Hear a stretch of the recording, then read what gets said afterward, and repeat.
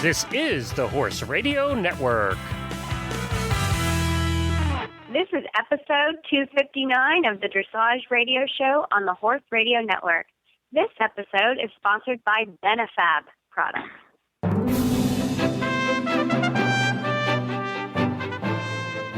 This is Lindsay McCall from Jupiter, Florida. And this is Ellie Brimmer from Ann Arbor, Michigan, and you're listening to the Dressage Radio Show brought to you this week by the United States Para-Equestrian Association. And we also have our producer, Glenn, with us. Welcome back, guys. We missed a month there. It's good to have you guys back. Thank you so much. Thanks for having us. Now, Lindsay, last time you were on the show 2 months ago, you made the announcement that you're going to be having a baby. So how's it all going? Everything's going well. I'm to that point where I'm going horizontal now. So I'm getting very, very big. I have a watermelon in my stomach. I am approximately almost 7 months pregnant now. So now, Jamie, my co-host of the morning show, rode up until she was about 7 months pregnant. Have you been riding? Oh, gosh, that would be amazing. Well, I couldn't ride to 7 months. I couldn't even stand on my own 2 feet this last few days. I think your balance really changes when you're riding. So I think just the whole balance of being pregnant, I don't know if I could do it, but I will be going home to Ohio for a little while, and maybe I'll try some more out. We'll see what happens. Jamie, actually, she did do that. And the most amazing story is Jessica Phoenix, the eventer out of Canada. She rode until about a week before she had the baby. And that's awesome. She was in a 2-star event 3 weeks after having the baby. So that's just crazy. It's just crazy. Wow, we still pick on her about that. I'm going to be thinking about that after I give birth. I'm going to be thinking that is how I'm going to get moving again.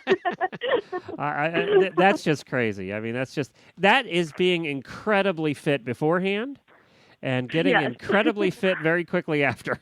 It's like, oh my! Wow. Not recommended by your pediatrician, though. Probably not. Yeah, she wasn't too happy about me even playing volleyball. So. No. We don't tell her about horses, though. Well, you guys have a lot of exciting things going on in the para world right now. Yeah, we do. We have our national championship and selection trials pretty much coming up in less than 20-some days in Gladstone, New Jersey. So we're pretty excited about that. And I'll be there competing in the national championships with my new horse, so that's exciting. Yeah. Now, Ellie, what are you doing lately? Yeah, let's prepare Ellie. Get caught up on Ellie. It's been a while since you've been on. Yeah, I imported a new horse from Germany in January, and we had about 7 weeks before our first international competition together. And we ended up just short of the WEG qualifying score, but I'm still really happy with his potential. I think he'll be a great horse for Rio. So we're qualified for the national championships, and so we're going to go compete in that aspect. I'm really excited. His name is London Swing. He's a 12-year-old Hanoverian gelding. He was a stallion until he was 10. And so I think it's going to be a really fun partnership, and I'm really excited to see how it goes. That's awesome.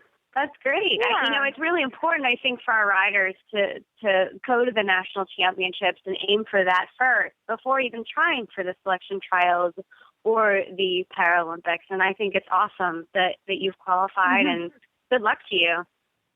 Yeah. No, I'm looking forward to I'm going to be I'll get to see Lindsay tomorrow in person. I'm going down to Florida tomorrow afternoon for a quick weekend trip, so that'll be exciting to get out of this cold rain. I'm so sick of it. We'll go out to dinner, hang out a little bit. Yeah. We'll have some fun. I unfortunately will not be at selection trials or the national championships due to me being so pregnant at that time. Oh. So I'm going to be a little bit sad, but I'm going to be cheering everyone on. I know. We'll miss you, and we'll get. At least it's so nice that Sue Sickle is stepping in and taking some photographs for us. So at least we'll have some.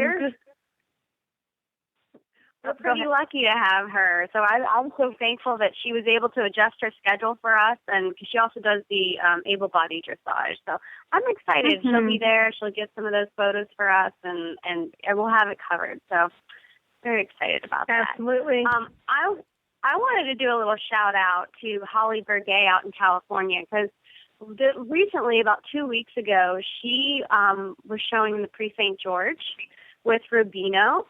And she got a 71% on her freestyle, and I'm pretty sure she got second place in her FEI freestyle. And I want to say Jan Ebling was first. So pretty cool for her, pretty cool for the para-dressage world.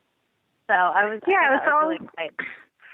That's always nice to see people crossing over into the able-bodied and doing well.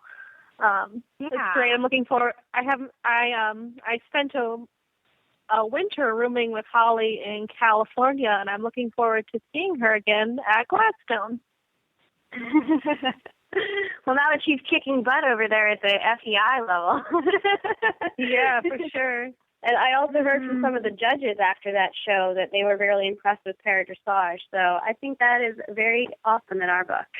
But I also wanted to mention that our para-drivers, their team was selected for the World Driving Championships this week, and they'll be heading to England at the end of June.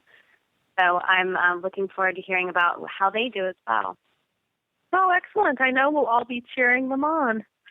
On today's show, we have Wes Dunham, a dressage trainer from Millbrook, New York. He formerly trained one of Donna Panessa, a rider from our 2012 London team, and he currently has in contention for the 2014 World Equestrian Games Sydney Collier, a 1B rider, and Lizzie Traband, a grade 4 rider.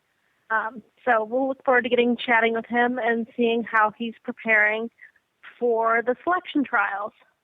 And I think it's really important to mention that Lizzie was a hunter jumper rider, and she just transitioned within the last few months to para-dressage. So I know there's a lot that Wes has been working with her on with theory and with dressage theory. It's always nice to see somebody come over to the dark side. And it's good that we get new riders going.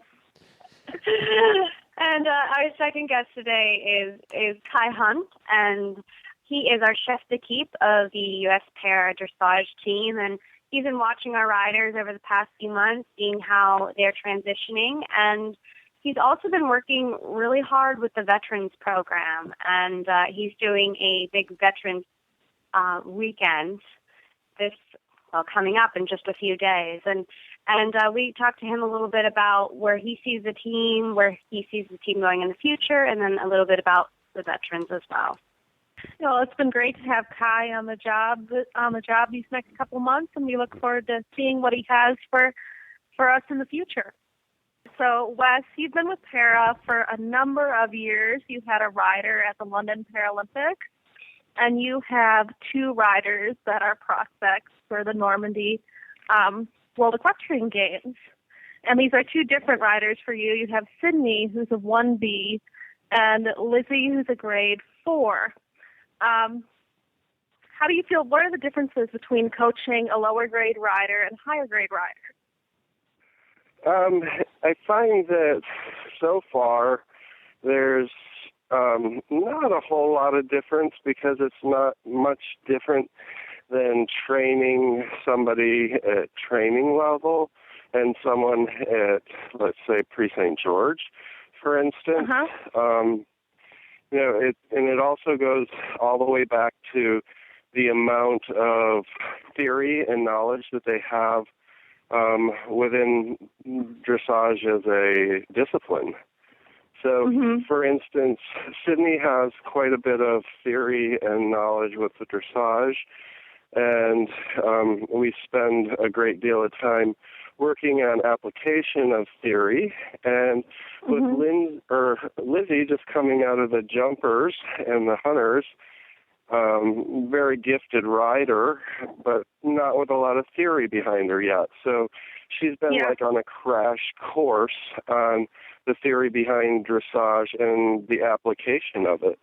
So, but as far as like the grade 4 versus the grade 1, I tend to look at it more is the difference between, a rider that's doing training level and a rider that's doing pre-St. George, just because of the different movements. But then you throw in the mix of it having to be a high-performance discipline for the World Equestrian Games or the Olympics, and really it's the same thing because they have to be competing at such a high level within their grade. Does that make sense? Absolutely. Oh, absolutely. For me, sure. And then so your experience teaching these riders and working at a very high performance level, how does that has that translated over to your coaching of your other students that are able-bodied? The able-bodied riders would say most definitely it has. Yeah. In that I'm really particular about accuracy, rhythm, cadence of gait, the horse is being relaxed, soft, and following the rider, removing any tension in the horse through exercises, and making the riders extremely intuitive as to what's going on underneath them. So that's how it has definitely affected my teaching of the able-bodied riders. And I'm sure the able-bodied riders really appreciate it. Sometimes. Sometimes. And I know with the para-riders, there's always challenges. I know myself as a para-rider, we're always working to try and figure things out to make things better, make the aids clearer. And what are some of the challenges you've faced in kind of learning to compensate for different things for the riders? The biggest thing that I've experienced is getting the horse-rider combination correct, and then from there, the training aids are pretty much the same. We do a lot of inside leg to outside rein, outside leg to inside rein, getting the horses supple, soft, and then the lateral movements. Obviously, some people don't have arms, so that whip takes the place of a missing limb, or in Sydney's case, she doesn't have half the side of her body. And so then when you go to train the horse, for instance, with Sydney, we have to make sure that the horse that we choose for her matches Sydney's temperament, and then we teach the horse that the whip can mean a various amount of things, actually. It could mean go forward. It could mean move your haunches over. It could mean a little more activity behind. So horses are very, very smart, and if you take the time and just repetitive, kind reward, they start picking up what you're asking them to do, even though it may not seem intuitive. It tends to be a little counterintuitive sometimes for us as humans, but they really do start to understand and pick it up. So, Wes, do you ever find that there's a horse that doesn't respond to our aids and the aids we use with our para-dressage riders? I find that there are some horses that don't respond to my aids. It's an able-bodied rider. Of course, there is horses that don't respond to the aids that we need for the para-riders. It's not any different for an able-bodied rider. You really have to look at the temperament and the intelligence and the willingness to be a good dressage horse and want to do a job. I believe all horses should have some sort of a job. It keeps them happy. It keeps them healthy. But not every horse wants to be a dressage horse or a para horse. So you just keep working through those sort of things, and you do the best you can, and just continually praise them, reward them, show them the way, give them an out, And eventually, if they want to do that job, they just start doing it. Absolutely. And Wes, how have you seen? You've been a part of the para-dressage world now for a while. How have you seen it change? I guess in the instance when we're talking about the specifics, the horses, the riders, and the quality of riders, especially in the U.S. Well, this year's been huge, huh? We have it really has. It's just been like, wow, everybody listens, which was incredible, and I just cannot commend the riders and the parents that have gone out and picked horses that want to do para-dressage, that can compete at such a high level, and the quality from last year or even the Olympics to now is just phenomenal. You go there and you watch the horses, and I'm really proud because now I can say from what I've seen of the U.S. horses, 90% of them I wouldn't mind having in my own barn. It's just amazing. And I commend, again, the riders and the parents and the sponsors that have made this happen. And I really feel like we can have a fighting chance at WEG, and Rio, they better look out. That's all I know. Yeah, it's been a really fun thing to see the sport grow this year and all the new horse rider combinations come up. And now this time around, both your riders are young riders. What's it like having young riders versus the adults? It's a real blessing for me. The young riders that I have with the para and also the able-bodied are very dedicated to riding. They're very appreciative to have the opportunity to ride, and they want to learn. And it's not every day that you get to see that in young athletes in this day and age, and that's just my opinion.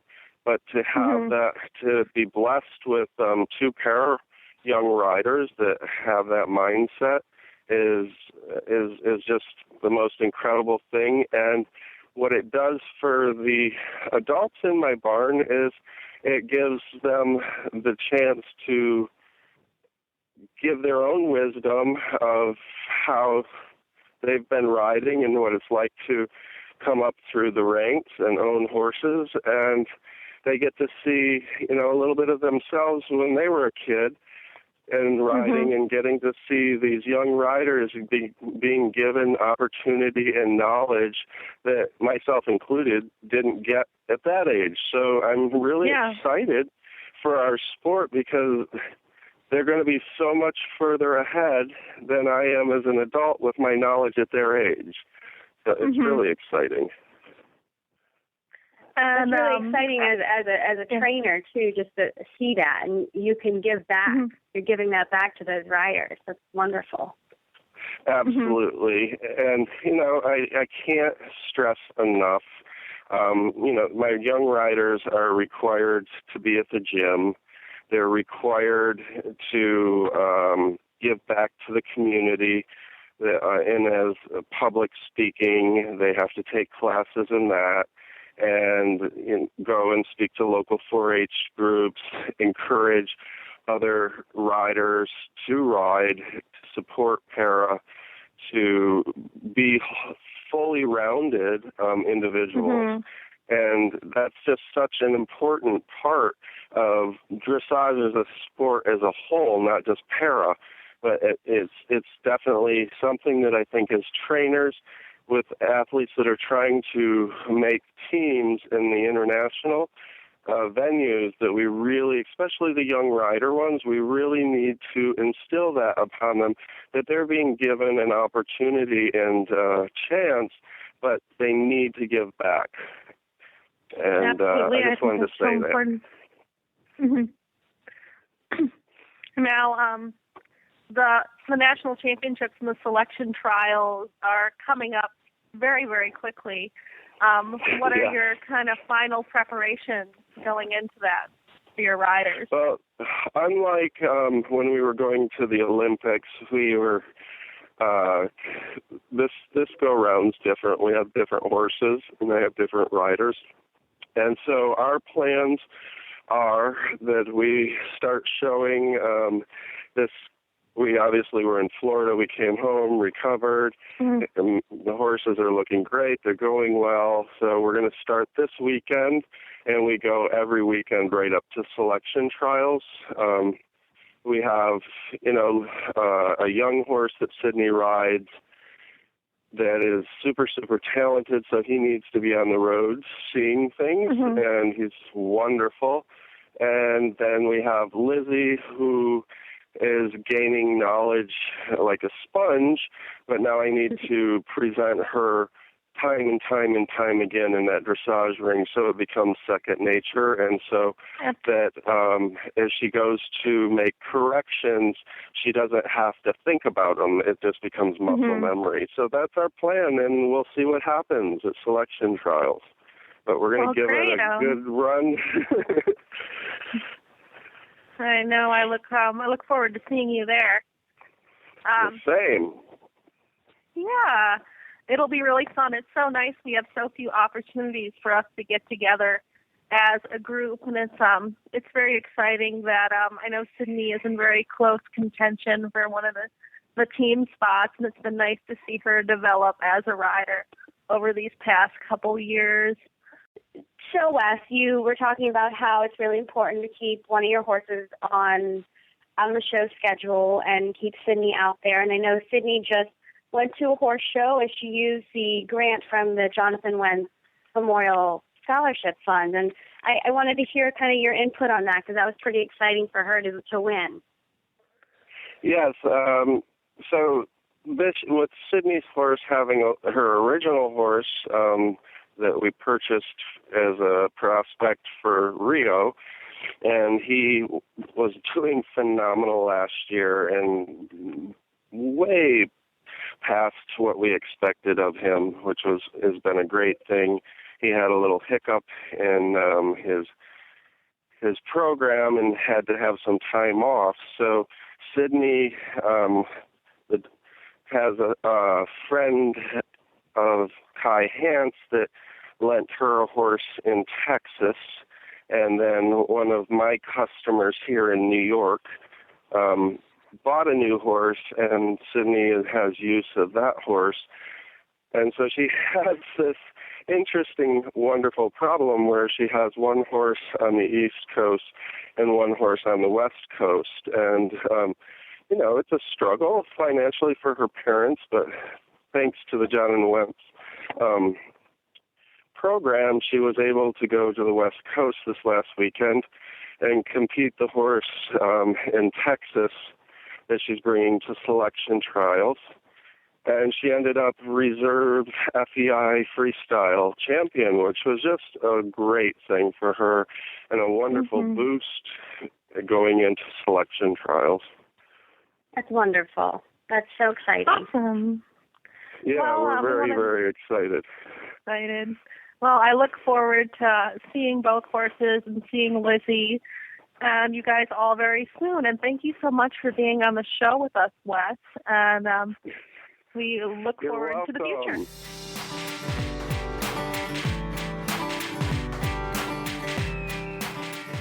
Are you tired of treating your horse for soreness? Well, then be proactive. Benefab offers you and your horse a natural remedy to joint and muscle stiffness, inflammation, and circulatory deficiencies. Benefab offers a variety of innovative products, like saddle pads and polo wraps and quarter sheets for your horse, and socks and blankets for you. Simply ride in it or wear it and feel the difference Benefab's ceramic-infused products make. You can check them out online at benefabproducts.com, or you can call them toll-free at 855-957-8378.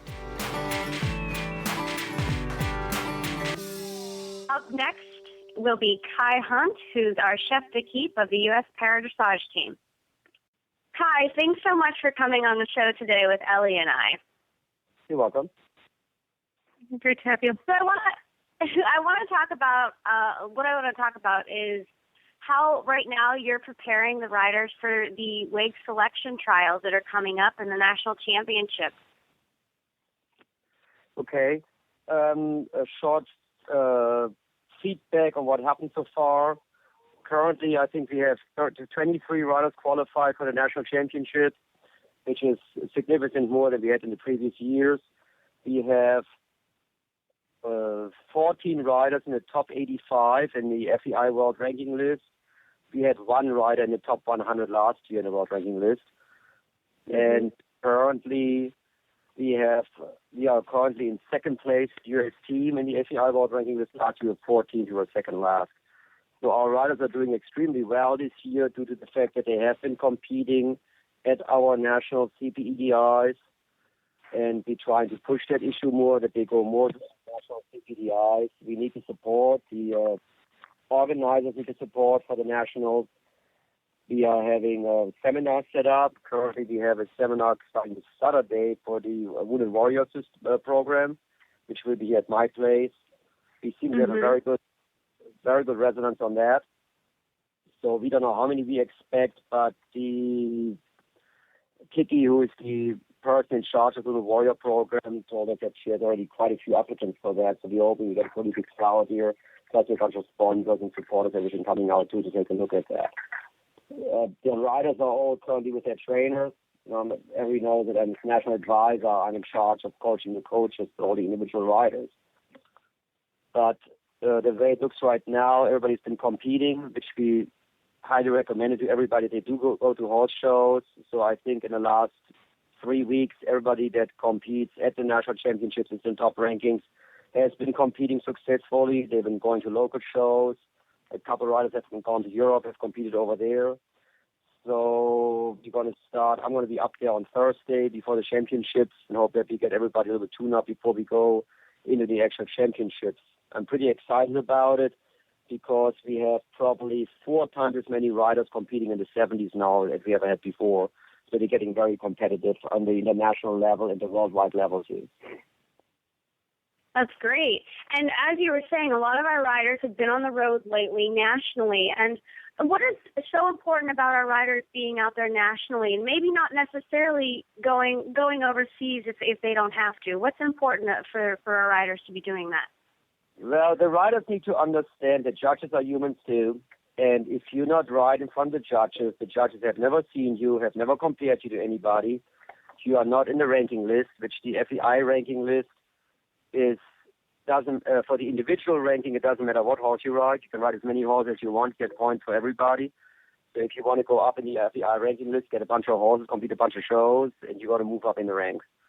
For the team ranking list, it's the combined team score for our team competing in the CPDI 4-star or better. So it's very important for these riders to get themselves ranked, to get themselves in front of the judges, and compete at the CPDI level so you know where you really are at. The CPDI judges will score you the same way here in the United States as will score you in Europe, especially where we always will have some foreign judges in there anyhow, you have to. And that way the riders know where they're at with their ranking, they know where they're at with their scores, they know what they have to work on. At the local show level, with just one individual judge, it's often hard to get a true picture of where you're at as far as your scores go. If you are competitive internationally, if you have to get more training, your horse more trained, or even have to get a better horse, you wouldn't know at that point in time. And lots of people go to a CPDI, they've been competing locally, getting really good shows, or the schooling shows and other things, and they go to CPDI and they get a big scare because all of a sudden they're like, oh my God, I get like 59%, this is horrible. And that's a big eye-opener, and then you got to learn if you want to compete internationally, you got to be in the 70s these days, and you got to make sure that you get these scores and get the right horse and the right training, everything to compete at that level. And I highly stress that they need to go to our U.S. CPDIs. There seems to be more organizers stepping up and giving us more opportunities to compete at their shows.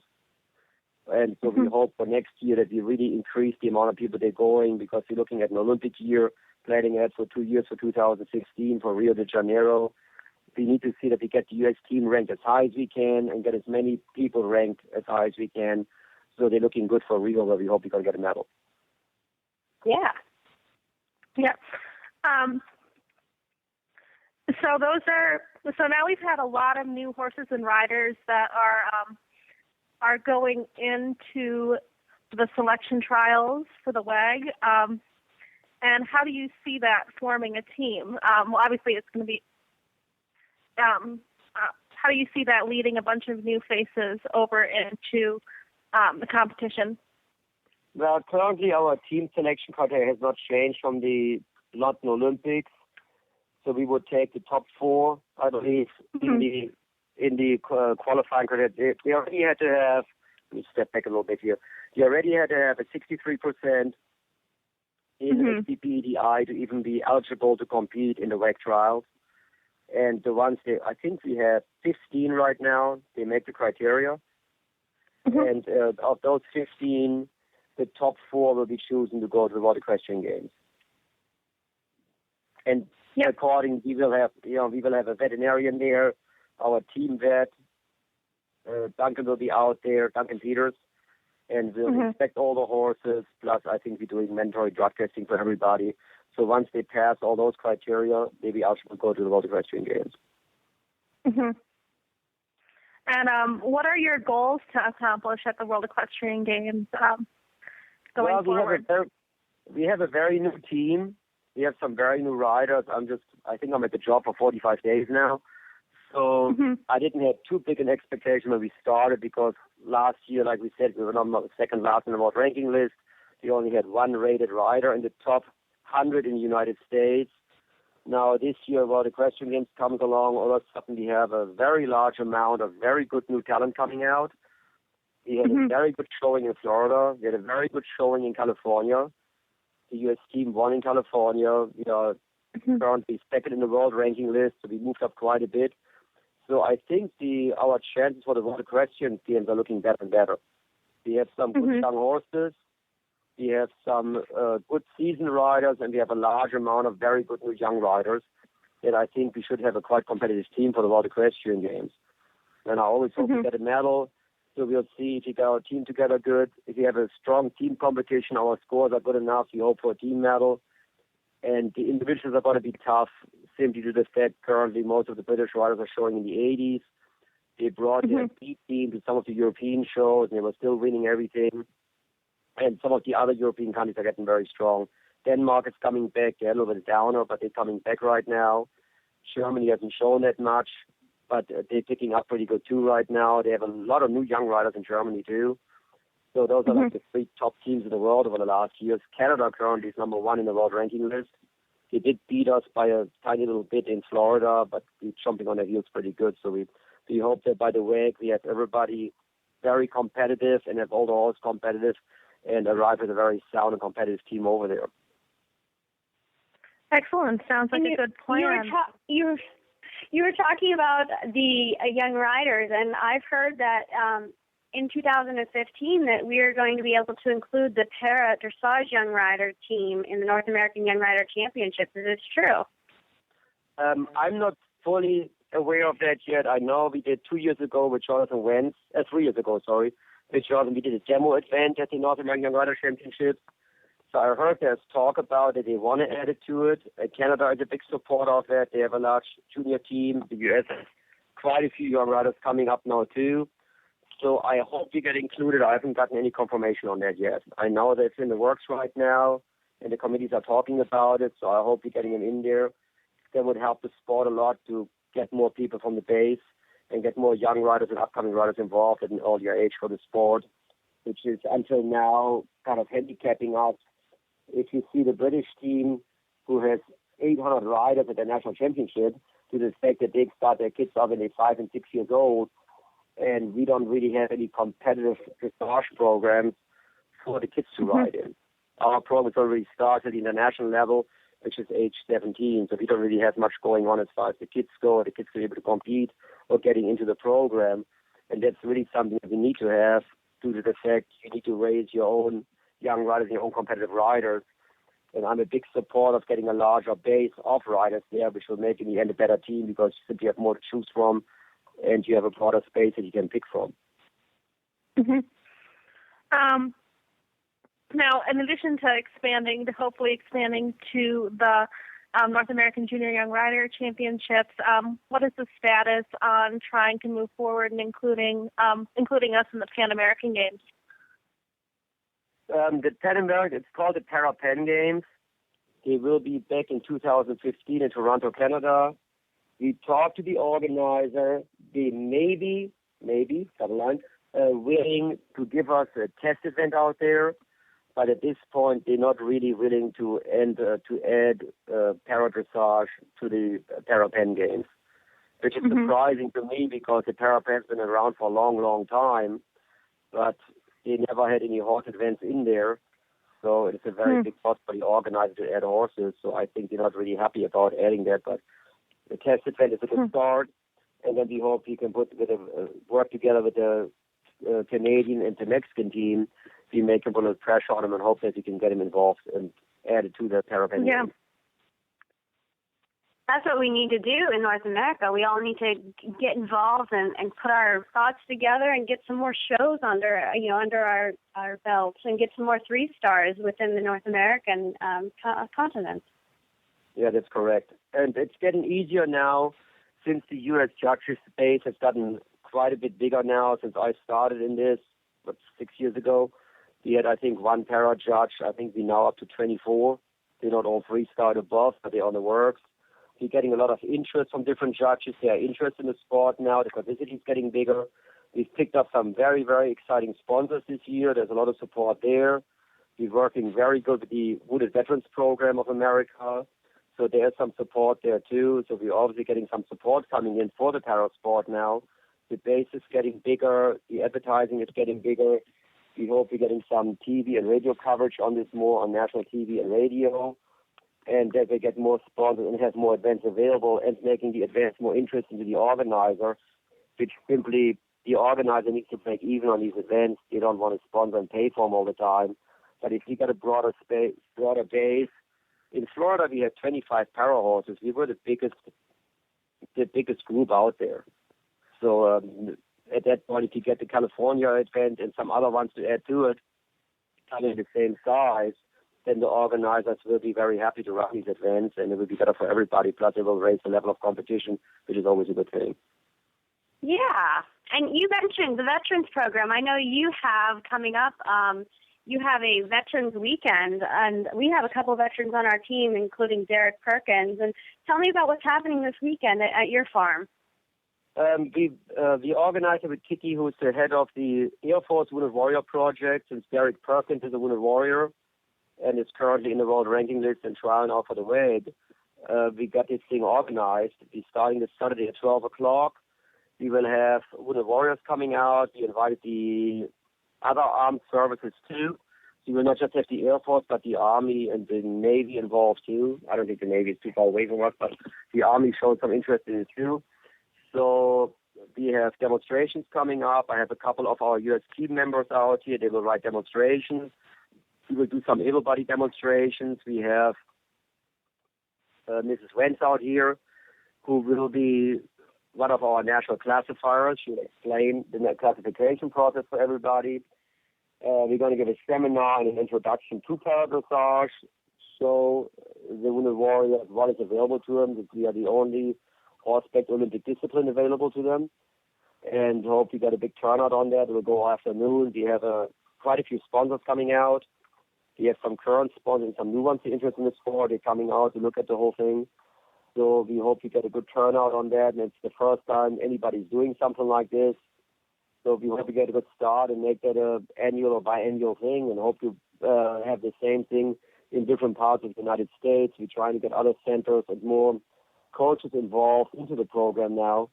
So the idea that we probably have 4 centers spread over the United States where coaches can address the program, do seminars, and do similar things. So it's easier for people to get to. As we know, the United States are very, very big, and travel is always our biggest problem. So with being a little bit more spread out and having multiple venues where we can do these kind of seminars or fundraisers will probably help a lot. Yeah, we need to get our veterans involved in our equestrian sport. I think it's great that you're doing that. And I also want to thank you for coming on the show today. We've really enjoyed speaking with you. I know both Ellie and I have had a great time, and we look forward to hearing what happens with the selection trials and the national championships and how everything goes in France for you guys. Okay, thank you very much.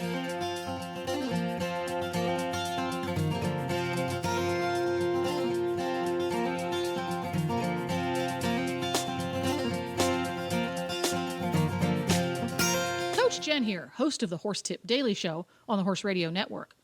The way consumers interact with the brands they have trusted for years and those they are about to fall in love with for the first time is becoming more and more mobile, literally, and will continue to do so for the foreseeable future. Podcasts or internet radio shows like this one combine the new consumer preference for on-demand information and entertainment with the power of niche market audiences. Advertising on the Horse Radio Network podcasts allows you to reach the equestrian consumer using today's preferred on-demand delivery system. It's cost-effective and flexible, able to reinforce your existing marketing and social media strategies. To learn more about advertising on this show or any of the shows on the Horse Radio Network, contact us at 859-951-2022 or you can email us at glenn@horseradionetwork.com. That's Glenn with 2 N's at horseradionetwork.com. Come and join the Horse Radio Network family. You'll enjoy the ride.